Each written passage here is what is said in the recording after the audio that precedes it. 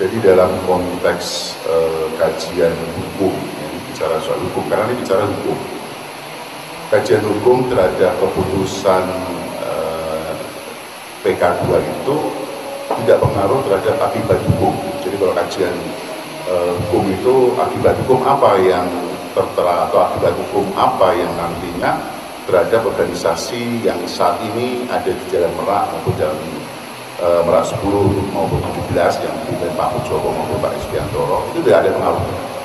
Dari Pak Supri mengatakan bahwa itu ansih terhadap persoalan badan hukum. Kita juga punya badan hukum.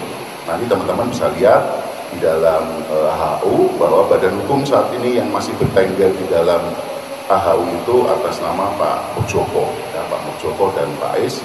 Di sana jelas alamatnya di Jalan Merak nomor 10 dan 17. Persis apa yang dikatakan Pak Sukri tadi.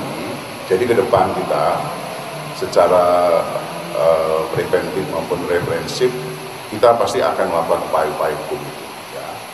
Baik penguatan maupun kita mencoba untuk adanya suatu pelanggaran, ya, pelanggaran hukum yang nantinya akan kita ambil tindakan hukum, ya, baik secara perdata maupun secara pidana. Tapi bukan menyikapi terhadap keputusan keputusan terhadap kasasi 2.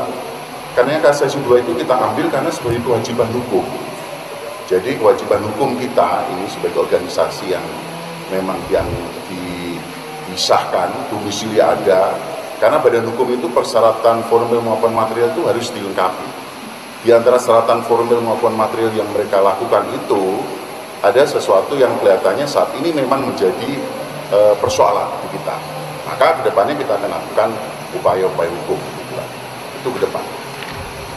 Selanjutnya teman-teman media, kita ini sebenarnya berfokus untuk membesarkan organisasi kita.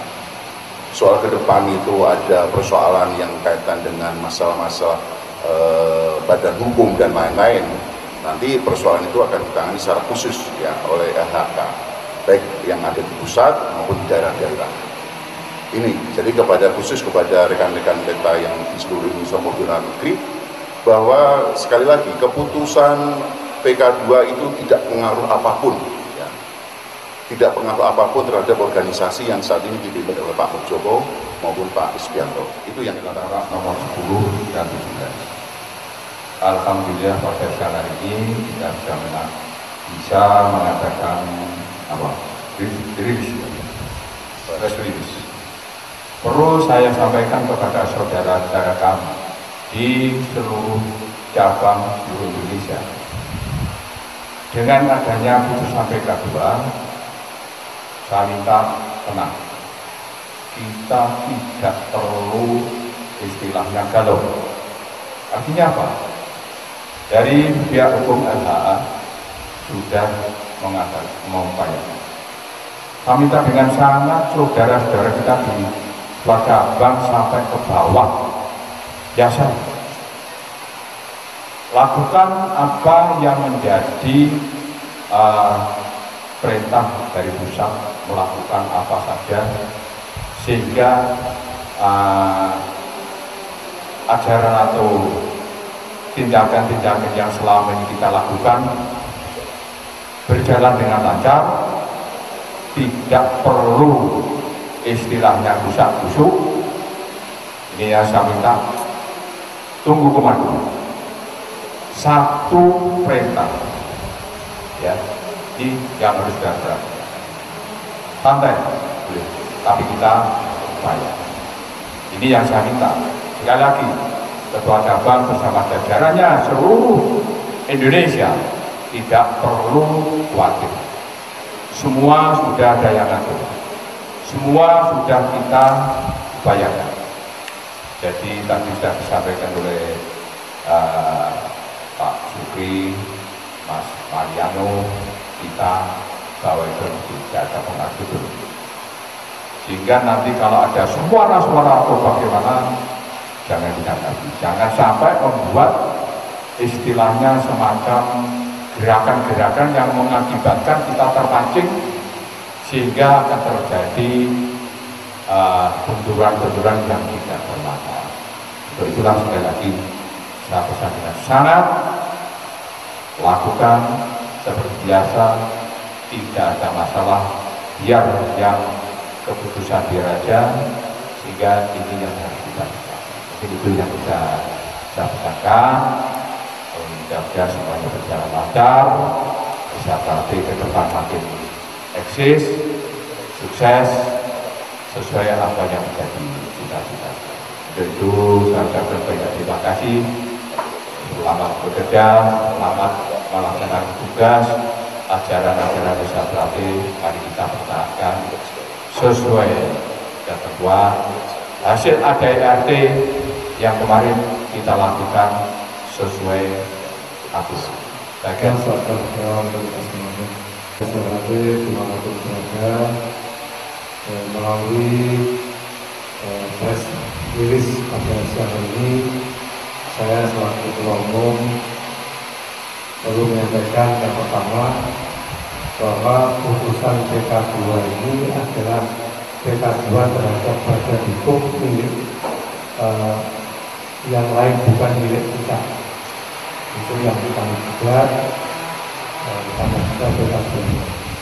Jadi sekali lagi PK2 ini tidak terkait dengan badan hukum yang sudah kita miliki, dengan kepengurusan Ketua Umum saya sendiri, Ketua Dewan Pusat, yaitu Taman Konstitusi Indonesia.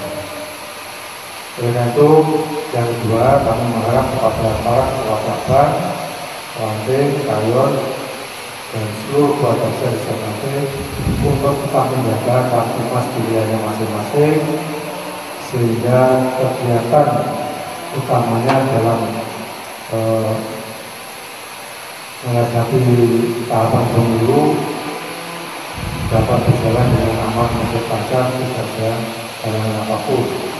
Kewajiban kita sebagai bagian masyarakat adalah membantu pemerintah untuk tetap mempertahankan kondisivitas kamtimas di wilayah masing-masing. Yang ketiga, mungkin dengan terbitnya PK2 ini, keputusan PK2 ini, kami melihat banyak sekali pemikiran di media sosial. Untuk itu kami mohon kepada keluarga besar Jakarta untuk tidak terpancing dengan isu-isu yang memojokkan ataupun menjelekkan nama Jakarta. Yang berikutnya, sekalian, pada kesempatan yang kedua perlu kami sampaikan bahwa deklarasi pemilu damai tanggal 26 November kemarin sudah jelas oleh Jakarta itu bersikap netral. Oleh karena itu, kalau ada berita di media sosial yang menyatakan Jakarta mendukung salah satu, mendukung A, B, C, itu tidak benar, itu berita hoax. Untuk itu kami mohon untuk tidak terpancing. Kita harus berdiri tegak. SHBT tidak kemana-mana, SHBT ada di mana-mana. Artinya SHBT tetap netral sebagai organisasi, sedangkan SHBT memberikan kebebasan kepada para anggota atau warganya untuk menggunakan hak politik, karena politik ini dijamin oleh undang-undang. Aturan yang ada di SHBT mari kita perhatikan dan kita sikapi dan kita laksanakan, kita patuhi aturan yang ada.